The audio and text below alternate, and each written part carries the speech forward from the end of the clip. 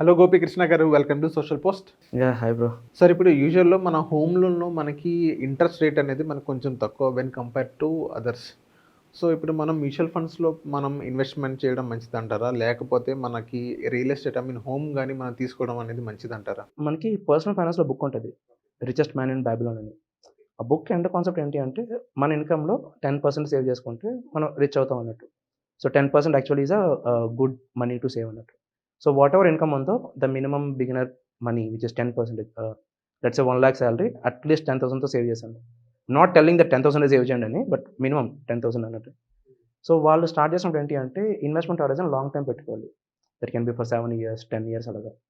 Now 10 years పెట్టుకొని portfolio create చేసుకోవాలి. Single fund మీద డిపెండెన్సీ ఏంటి అంటే ప్రాబ్లమాటిక్ అవ్వచ్చు. ఇనీషియల్లీ రిటర్న్స్ రాకపోవచ్చు. నౌ యాస్ ఎ బిగినర్ ఏంటి అంటే ప్రొడక్ట్ అండర్‌స్టాండింగ్ ఉంటే ఓకే.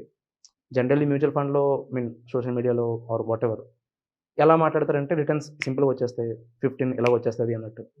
బట్ వెన్ 15 రావట్లేదు 2 వస్తుందంటే భయపడతారు. ఎందుకొచ్చింది అంటే ఎవరు ఆన్సర్ చేయరు. మార్కెట్ బాలేదు అది ఇది అన్నట్టు. సో, రెండిటికి ప్రోస్ ఉన్నాయి, కాన్స్ ఉన్నాయి. సో, లాంగ్ టర్మ్ హారిజన్‌కి ఉండాలి. వ ఆఫ్టర్ 7 ఇయర్స్ ఏమవుతుంది అనేది కాన్సెప్ట్ అవ్వాలి.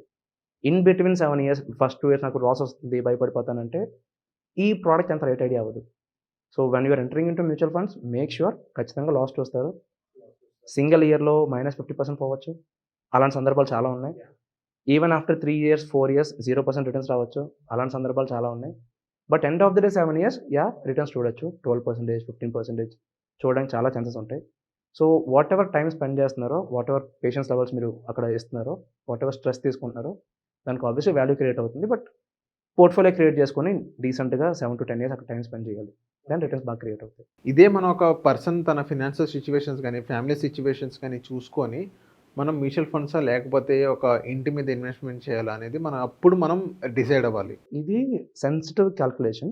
Straight away that mutual fund రెంట్‌కుండి మ్యూచువల్ ఫండ్ ఇన్వెస్ట్ చేసుకొని ఆ అప్రోచ్ బెస్ట్ అని చెప్పడానికి అవ్వదు. ద సేమ్ వే హోమ్ లోన్‌కి వెళ్ళడం బెస్ట్ అని చెప్పడానికి కూడా అవ్వదు. క్యాల్కులేషన్ బాగా సెన్సిటివ్‌గా వర్కౌట్ అవుతుంది. ఫర్ ఎగ్జాంపుల్ మనం 1 సీఆర్ లోన్ తీసుకుందాం which includes interiors as well. So, నేను 1 క్రోర్ లోన్‌కి వెళ్తున్నాను అండ్ 20% డౌన్ పేమెంట్ చేస్తున్నాను which is 20 lakhs. And let's say registration నాకు ఒక 6 లాక్స్ అవుతుంది. సో, మొత్తం నేను 26 లాక్స్ ఇన్వెస్ట్ చేస్తున్నాను to buy 1 crore property. And as on today rate of interest నాకు home loan rate of interest 7.8 అనుకుందాం. And tenure is 20 years. So, నా ఈఎంఐ అప్రాక్సిమేట్లీ 65,000 అవుతుంది. సో, ఇది నా home loan calculation. And whatever నేను ప్రాపర్టీ బై చేస్తున్నానో let's assume అది 6%తో గ్రో అవుతుంది నాకు. So, for the next 20 years అది నాకు 6% అప్రిషియేట్ అవుతుంది వాల్యూ. ద సేమ్ ఇది part A. Now part B ఏంటి అంటే instead of going home loan whatever 26 lakh నేను down payment plus registration pay చేస్తున్నానో అది మ్యూచువల్ ఫండ్‌లో లంప్ సమ్ చేసుకుంటాను. 26 లాక్ లంప్ సమ్ అవుతుంది. ప్లస్ నేను లెట్స్ సే నేను రెంట్‌కుంటున్నాను. 35,000 రెంట్ అవుతుంది. రిమైనింగ్ బ్యాలెన్స్ 65,000 ఈఎంఐలో రిమైనింగ్ బ్యాలెన్స్ వాటెవర్ 30,000 ఎంత ఉందో అది నేను మ్యూచువల్ ఫండ్‌లో ఇన్వెస్ట్ చేసుకుంటున్నాను. For example sake. Now assuming mutual funds ఒక 12% మనకి ఇంక్రీజ్ అవుతుంది ఎవ్రీ ఇయర్.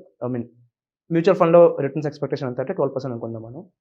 ఇదొక calculation. Now important thing is ఒక ఓల్డ్ బిల్డింగ్ ఒకలాగా అప్రిషియేట్ అవుతది. న్యూ ప్రాపర్టీ ఒకలాగా అప్రిషియేట్ అవుతది. బికాజ్ 20 ఇయర్స్ తర్వాత ఏంటి అంటే ఒక ఓపెన్ ప్లాట్ దాని మీద బిల్డింగ్ కన్‌స్ట్రక్ట్ చేయాలి. సో, సిమెంట్ కాస్ట్ గాని, రా మెటీరియల్ కాస్ట్ అంతా పెరుగుతది. ప్లస్ ల్యాండ్ వాల్యూ కూడా పెరుగుతది.